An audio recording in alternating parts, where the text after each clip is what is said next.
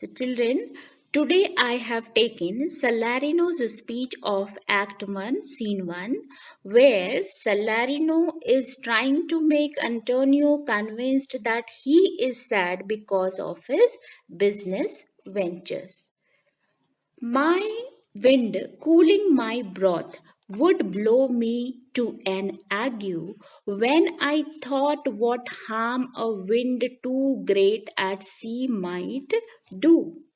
So, my wind means my own breath. Broth means soup. So, what he says, my own breath, cooling my soup, would make me tremble with fever caused by the thought that a storm at sea might do great harm to my ships. A strong wind could wipe out my ships. So his breath reminded him of a strong wind at sea. I should not see the sandy hourglass run, but I should think of shallows and of flats and see my wealthy Andrew dogged in sand, wailing her high top lower than her ribs to kiss her burial. So here you have to see many words, meaning of sandy hourglass, shallows, flats, Andrew, burial. Burial means practice of burying a dead body. So all meaning you will get in your textbook. Just go through. So what he says, I should not see the sandy hourglass run, but I should think of shallows and of flats.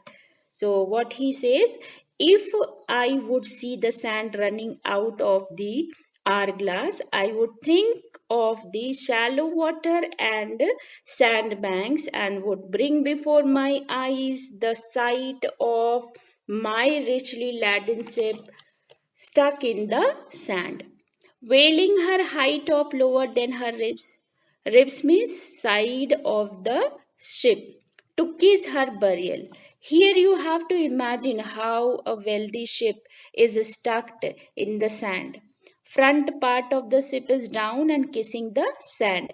Sand is here burial ground for that ship. And sides of the ship is flying upwards. So you have to imagine one picture how a ship is means stuck in the sand. So what he wants to say that every time I glanced at the sand in an hourglass, I would imagine my ships wrecked on sandbar. Should I go to church and see the holy edifice of a stone, and not bethink me straight of dangerous rocks, which touching but my gentle vessel's side, would scatter all her spices on the stream, enrobe the roaring waters with my silks, and, in a word, but even now worth this, and now worth nothing.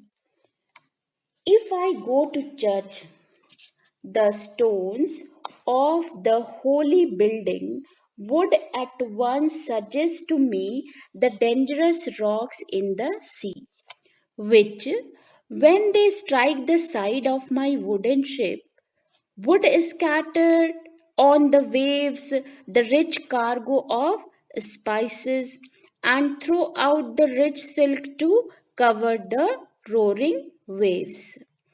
And a moment before worth this much is moment after worth nothing. What you want to say?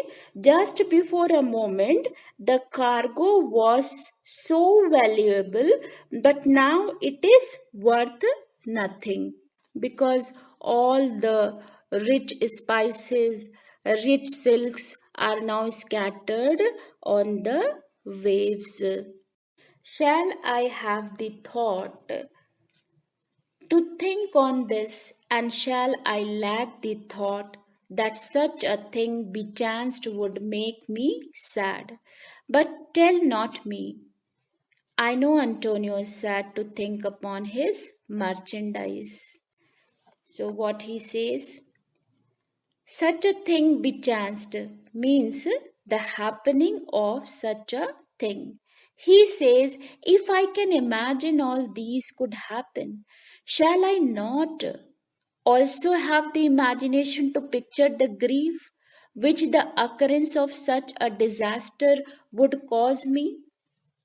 He says, you should not deny it. He says this to Antonio. You should not deny. I'm sure that Antonio is sad because of his goods, because of his merchandise. Now, some questions for this passage. Who is Salarino talking to? What is he trying to suggest through these lines? So, who is Salarino talking to? Salarino is talking to Antonio. And what he is trying to suggest? He is trying to suggest that Antonio is sad because of his business venture. The next question is, what danger does the stone building of the church remind Salarino of? So, the sight of the stone building of the church would remind him of dangerous rocks. If such rocks just touched the side of his ships, they would scatter her cargo of spices on the waters and throw out his rich silks to dress the roaring waves. Then next question is, what do these lines tell you about the cargo of such ships? Means cargo of spices and cargo of rich silks. Then the question is, explain, enrobe the roaring water with my silk. So enrobe literally means cover, and here Salarino describes about the scattered silk on the ocean floor when the ship wrecked. One more thing is asked, that but even now worth this and now worth nothing. So it is given in your book, just before a moment the cargo was so valuable, but now it is worth nothing. So I will come very soon with next passage.